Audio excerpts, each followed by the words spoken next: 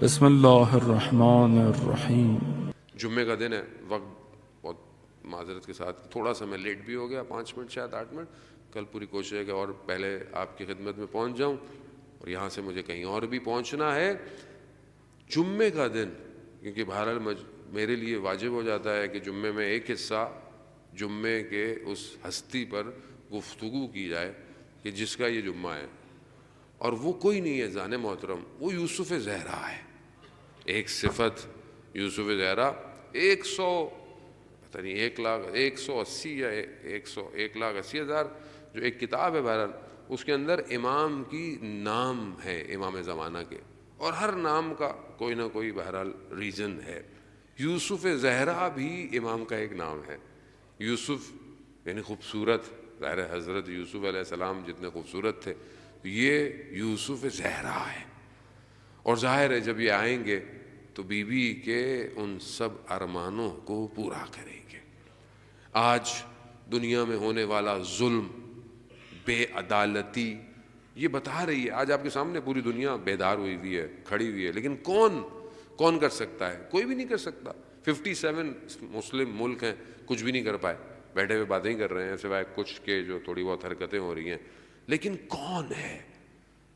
کیونکہ ہر کسی کو اپنے مفاد، اپنے فائدے، جو اس کا انٹرسٹ ہے اس کی وہی ہے کہ جسے اپنا فائدہ نہیں چاہیے، جو صرف خدا کے لیے آئے گا، اور وہ وہی ہے۔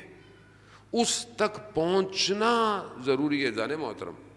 ہمارے ذہنوں میں یہ کانسیپٹ ہے کہ امام آئیں گے۔ امام کی ایک صفت منتظر بھی ہے اور منتظر بھی ہے، یعنی امام انتظار بھی کر رہے ہیں، اور امام وہ بھی ہیں جن کا دوسرے بھی انتظار کر رہے ہیں۔ ہم یہ سوچتے ہیں کہ امام آئیں گے، یہاں ہم غلطی پر ہیں۔ ہم کیوں یہ سوچتے ہیں کہ امام آئیں گے؟ ہم خود کیوں نہیں امام تک چلے جاتے؟ ہم خود اپنی زندگی میں ایسا کام کیوں نہیں کرتے کہ امام ہمارا انتخاب کرے، امام ہمیں اپنے قریب لے کے آئے، امام ہمیں پک کرے نا؟ کیونکہ ہمیں دیکھیں، ایسا تو ہے نہیں، روایات ہیں جو اسپیشلسٹ ہیں مہدویت کے، وہ یہ کہتے ہیں کہ امام کے گرد ابھی بھی ایسے سراؤنڈنگ میں لوگ ہیں جو امام کا کام کر رہے ہیں، اور وہ عام لوگ ہیں، نارمل لوگ ہیں، مگر ان کا انتخاب ہوتا ہے، اور وہ عام زندگی جیتے ہیں، اس کے بعد ان کا انتقال ہو جاتا ہے، اور پھر وہ مر جاتے ہیں، پھر دوسرا ان کی جگہ لے لیتا ہے۔ تو وہ لوگ ہیں امام کے قریب، جن کو رجال الغیب بھی کہتے ہیں، کہ وہ بہرحال کبھی انسان مصیبت میں پھنستا ہے، امام کو آواز دیتا ہے، تو ہر وقت امام نہیں آتے، وہ آتا ہے، وہ جسے امام جس کی ڈیوٹی لگا دے، وہ شخص جو ہے وہ آ جاتا ہے۔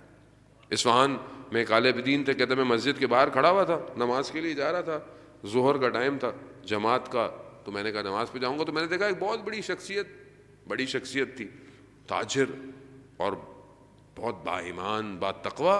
دیکھا تو ایک جنازے کے ساتھ گزر رہے ہیں، اور جنازہ کس کا ہے؟ مزدوروں نے اٹھایا ہوا ہے، اور میں آگے پیچھے دیکھا تو چند مزدور تھے اور جنازہ تھا، اور یہ اتنی بڑی، تو میں نے کہا یہ ان کے رشتہ دار لگتے ہیں، کون ہے، کس کے ساتھ ہے؟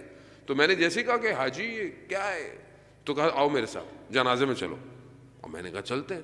چلتے ایک تو شہر کی طرف جنازے کا تھوڑی دور تھی، میں تھک بھی گیا، پھر میں نے کہا اول وقت نماز بھی میری رہ گئی، تو میں نے بولا یہ کون ہے؟ اگر اس کے رشتہ دار ہیں تو باقی لوگ کہاں ہیں، اور اگر یہ مزدور ہیں تو یہ کیا کر رہا ہے؟ خیر جنازہ ہوا، یہ ہوا، میں نے پوچھا کہ ماجرا کیا ہے؟ کہا کہ میں کچھ عرصے پہلے حج پہ جا رہا تھا، تو جب میں کوفہ پہنچا تو میرا سامان چوری ہو گیا، میرے پاس کچھ نہیں تھا، تو میں بڑے بے دلی کے ساتھ کوفہ مسجد سیلا سے مسجد کوفہ جا رہا تھا، تو میں نے امام سے توسل کیا، کیونکہ میرے پاس کچھ نہیں تھا، نہ میں آگے جا سکتا تھا نہ میں پیچھے جا سکتا تھا۔ تو ایسے میں سواری گزری، جب سواری میرے قریب آئی تو کوئی اور نہیں تھا، امام تھے۔ تو میں نے امام کی طرف، امام نے بولا کہ کیا ہوا؟ اب میری ہمت نہیں کہ میں امام سے کہوں، میں کہا نہیں، بولا تھکاوٹ ہے سفر کی۔ ہاں نہیں، کیا ماجرا ہے؟ پتہ ہے یہ کہنا تھا۔ تو امام نے ایک نام لیا، حالو، یہ نام لیا، تو میں نے دیکھا کہ ایک شخص نمودار ہوا۔ جب میں نے اس کو دیکھا تو وہ اصفہان کے بازار میں یہ جو ریڑھی پر سامان اٹھاتے ہیں وہ تھا۔ جب میں نے اس کو دیکھا لیکن میں نے کہا کہ یہ امام نے اس کو بلایا تو یہ کیسے ہو سکتا ہے؟ مطلب میں نے کہا شاید میرا وہم ہو، میں نے پوچھا نہیں. امام نے اسے حکم دیا کہ اس کا جو سامان ہے لا کے دو اور اس کو حج پہ لے کے جاؤ. یہ کہا امام کی سواری چلی گئی. وہ شخص مجھے کہتا ہے فلانی جگہ کل آ جانا. میں پہنچا، میرا سارا سامان تھا. کہا کھول کے دیکھو. میں نے کھول کے دیکھا، سب موجود تھا. کہا اس کو کہیں مسافر خانے میں رکھو، آؤ میں تمہیں حج پہ لے جاتا ہوں. وہ مجھے حج پہ ایک قدم بڑھاتے مجھے حج پہ لے گیا، مکہ لے گیا، باہر چھوڑا. کہا کوئی پوچھے تو بتا دینا میں دوسرے راستے سے آیا تھا، واپس آ جانا. واپس آیا، مجھے لے آیا. مگر اس نے بولا کہ دیکھو جب مجھے ملنا تو جیسے پہلے ملتے تھے ویسے ہی ملنا. میں بہت وہ تھا کہ میں بہرحال ایک شخص اس مقام پہ چلا جائے کہ جو مزدور ہے لیکن امام کے اتنا قریب ہے کہ امام اپنے کاموں کے لیے اسے پکار رہے. جب میں پہنچا، لوگ مبارکباد دینے آئے، بیٹھے تو وہ بھی آئے. میں کھڑا ہونے لگا، اس نے اشارہ کیا بیٹھے رہو. جب سب چلے گئے تو اس نے مجھے بولا کہ میں فلانے دن مر جاؤں گا، میرے حجرے میں آنا، میرا کفن میرے سامان میں رکھا ہوگا، مجھے کفن غسل میرا جنازہ پڑھوا دینا. عزیزان محترم، اس لیے کہتے ہیں کہ ڈونٹ جج بک بائی اٹس کور. نہیں دیکھو تمہارا برابر میں بیٹھا ہوا شخص کون ہو تمہیں نہیں پتا. تم زندگی میں بعض اوقات ہم تو حلیوں کو دیکھ کر لوگوں سے بہیو کرتے ہیں، ہمیں نہیں پتا خدا کا مقرب بندہ کون ہے.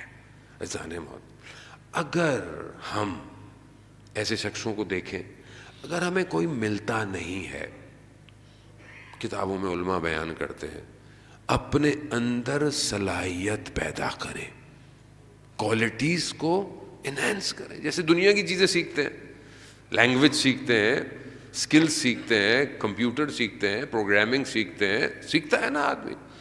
اسکلز کو انہینس کرے کہ امام انتخاب کرے.